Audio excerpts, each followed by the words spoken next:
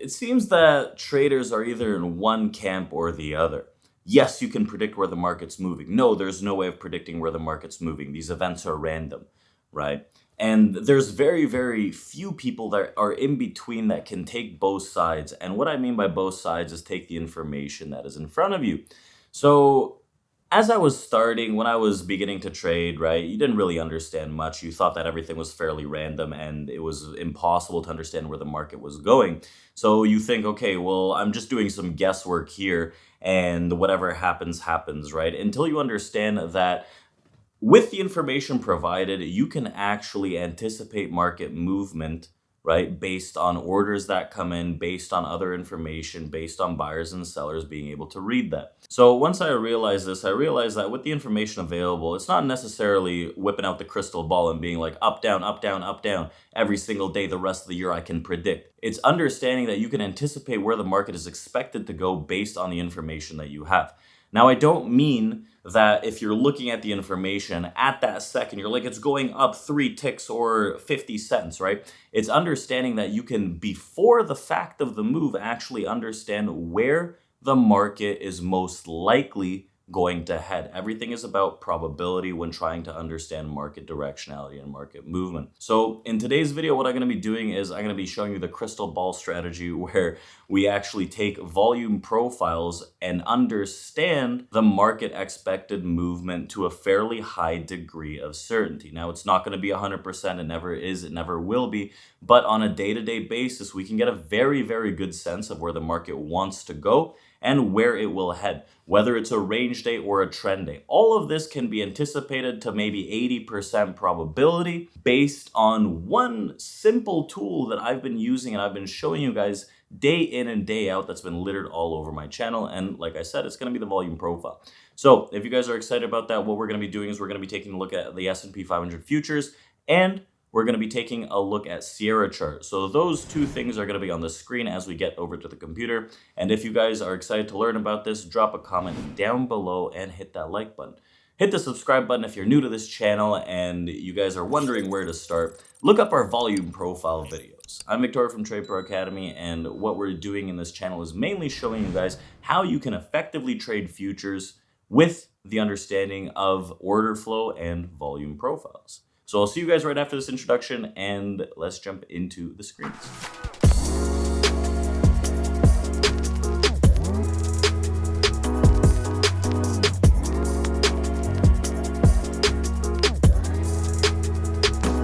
All right, so we're back at the screens here, and what I'm going to be doing is actually, first of all, showing you guys some proof as to how we can anticipate market movement before the day even starts and breaking down our trading plan. So I'm just going to give you guys two examples here. This is a trading plan from July 25th. As you can see, this green marker here outlines volume building out into these low 80s.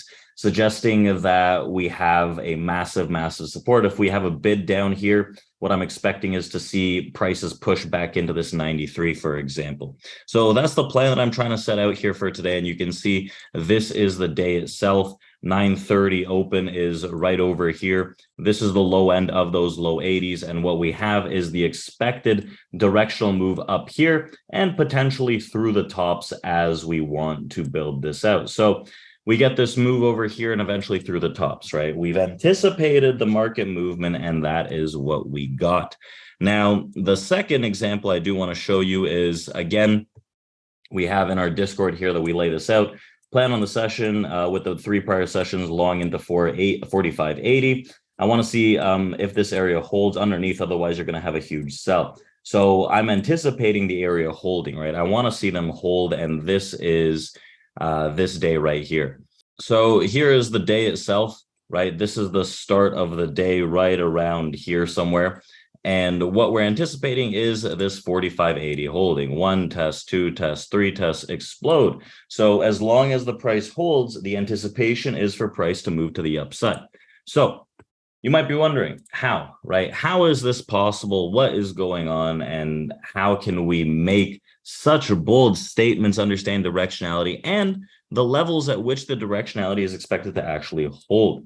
So I'll break this down for you guys, right? I've littered the internet with the volume profile propaganda, right? I am Mr. Volume Profile, it would seem, because I've just been throwing this everywhere and it's my answer to everything, right? As you would see. So this video is no different realistically. We're going to be using a very simple concepts of distribution theory that we've broken down on our YouTube channel. And you guys could go and check that out if you're new to distribution theory and volume profile. But I'm going to be breaking down these very simple concepts here to start, and we'll be using those in our guidance to understand market directionality a little better.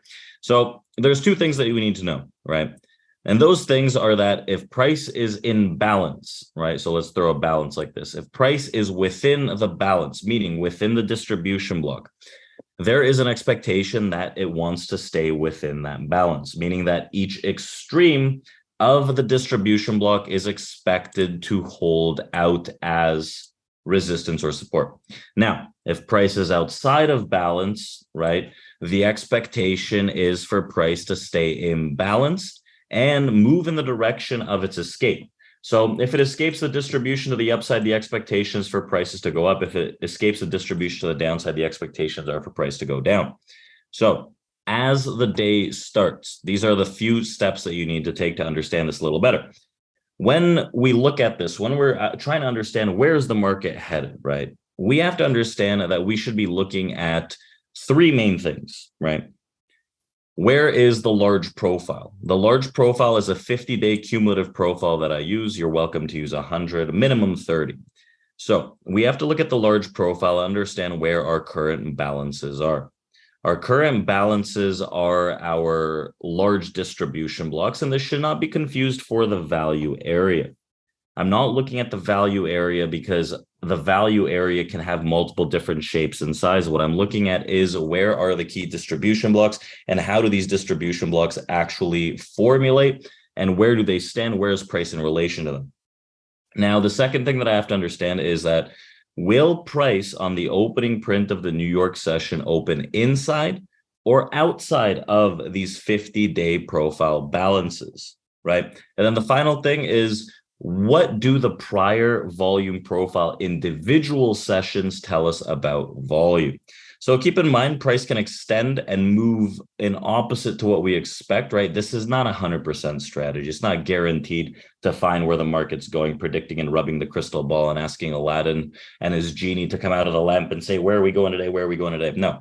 What we're doing here is we're anticipating a market move based on the information that we have, and we can do it to a higher degree of confidence, right?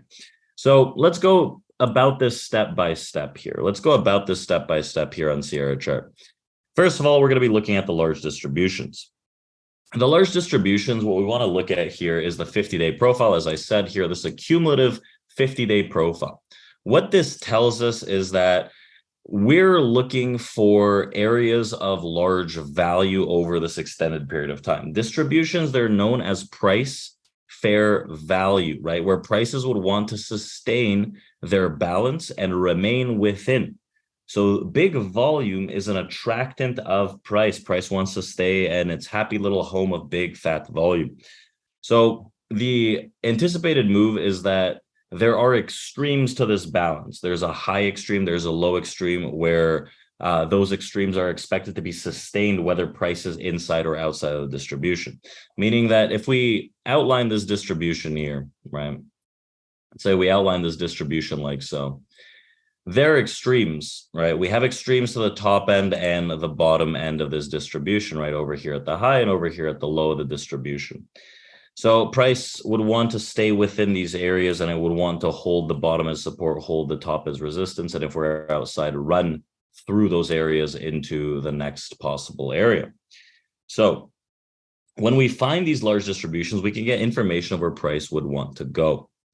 So if we open, let's say towards the top of the distribution, right? Let's say we open inside the distribution, but we open towards the tops, right? Let's say we open somewhere here. The expected move of the day session would be a rejection of the top of the distributions to maintain within the large distribution and push to the downside extreme of the distribution, right? We're looking for the lower end based on distribution theory. If price wants to stay within this big fat volume, it would have to ping pong like this. Now, if it opens towards the bottom end, the expected move is to the upside of the distribution, theoretically, right? So should price open outside of the distribution is another expected move of extension throughout. Because when we think about distributions, distribution is an area where price is very content. It happens 70 to 80% of the time. Price stays here as long as no new information enters the market. Now, it's very possible for price to open within a distribution and look to move out of a distribution. That's still another aspect, and it's still possible to identify that direction and the trend. So we can take that information. That's just one piece of the puzzle, right? We can understand where these large distributions are. That's very, very helpful to us. It's probably the most important thing before we start understanding where the individual sessions are. So understanding where the large distributions is a difficult part, however, because a lot can look like different distributions and people can get confused as to what a real distribution is. But as long as you practice and you review and you break it down and you replay it, you'll get a very good understanding of where large distributions theoretically are put. So it does take some time to master this and the ability to identify these distributions based on their extremes. So for example, if I were forced to draw some distributions on this chart, what I'd be looking for is, you can see where volume drops off really aggressively from a high volume node, like somewhere like this, right? And down here. So we could mark this as one distribution. You could also say this whole thing is a fairly large distribution, but you have this very, very important area right here. Now, obviously, this one's a little easier to find. You can throw this one in here, and then you have somewhat of a distribution shaping up here. So out of these 3 or 4 distributions on the larger scale, you want to ask yourself, where is price opening up on the day, which would give us an expected move realistically, right? So for example, you can see that over here, this is the extended hours trading session, and this red marker is where the American regular trading hours session will open. So we are opening towards the bottom end of this larger distribution.